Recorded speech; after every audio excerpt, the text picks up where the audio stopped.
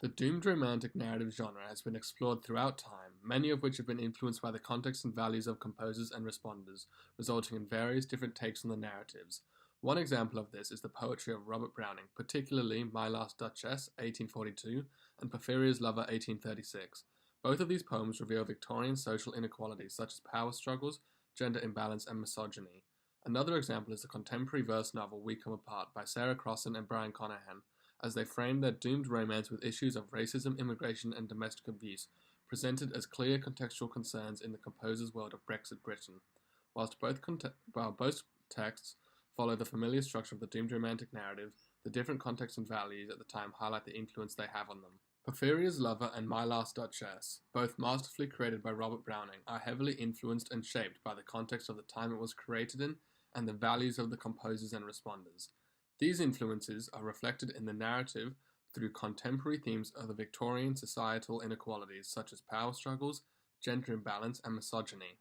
In Porphyria's Lover, Robert Browning channels these themes through the eponymous main character of Porphyria's Lover. This is explored through the quote, "At last I knew Porphyria worshipped me. Surprise made my heart swell, and still it grew while I debated what to do." The idea of Porphyria worshipping him comes from his role in their relationship, where during the Victorian times he would have been a dominant patriarchal figure and represents the power struggles of the time. Another quote from Porphyria's Lover, which shows the contextual influence on the narrative, is, "That moment she was mine. Mine, fair, perfectly pure and good. I found a thing to do." Here, the narrator details how Porphyria now belongs to him, which was common in Victorian times for there to be this gender imbalance, where the dominant figure, normally the male in the relationship, to see their partner as property that could be owned. This misogynistic viewpoint was prevalent in the early 19th century and has obviously had a large influence on the poem. Another one of Robert Browning's poems, which was shaped by the context, is My Last Duchess. Similarly, in this poem, the story is told from the perspective of a dominating, power-hungry man in their relationship. Throughout the poem, the Duke displays clear signs of madness and jealousy, which eventually leads to the death of the Duchess, thus being a doomed romantic narrative. Together, these symbolize the themes of power struggles, gender imbalance, and misogyny. This is explored through the quote, "That's my last Duchess," painted on the wall. Again, Browning's use of personal pronouns symbolizes the misogyny in Victorian times, where women were seen as belongings to men. A quote that reflects the narrator's personal qualities is, "Oh, sir," she smiled, "no doubt, whene'er I passed her, but who passed without much the same smile?" This displays the jealousy of the narrator and the power struggles of the time, since the Duke is frustrated that the Duchess smiles at all the men she passes by and he cannot stop her. Both Porphyria's Lover and My Last Duchess are influenced and shaped by the context of the time it was created in and the values of the composers and responders.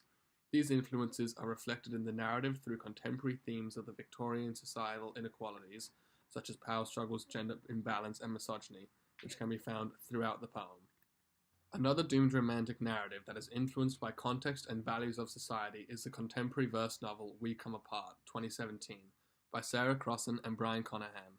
Together they frame their doomed romance with issues of racism, immigration, and domestic abuse, presented as clear contextual concerns in the composer's world of Brexit Britain. The issue of racism explored greatly in this novel, and the author's use of repetition of derogatory language such as stinking Jippo and gypsy wolf boy throughout the narrative to reflect how this type of language is common in the world of Brexit Britain. This links to doomed romance because this issue of racism puts Niku in situations which are hard to respond to throughout the story, and eventually leads to the event which tears Jess and Niku apart.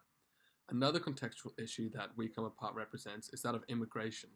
In the world of Brexit Britain, immigration is seen as a negative because society does not respond well to foreigners or people who look or act differently, and this is clearly reflected in the narrative.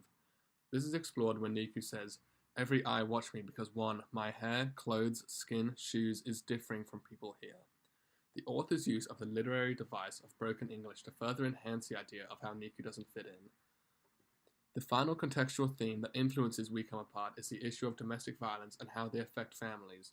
A common concept of domestic violence is that the victims are often too scared to tell anyone, which is a problem that Jess faces in the novel. This is seen when Jess says, "I find one of Terry's old phones." Zoom shot of Mum screaming, then cut to Terry laughing and kicking, fists flying, and my voiceover saying quietly, "Please stop, Terry."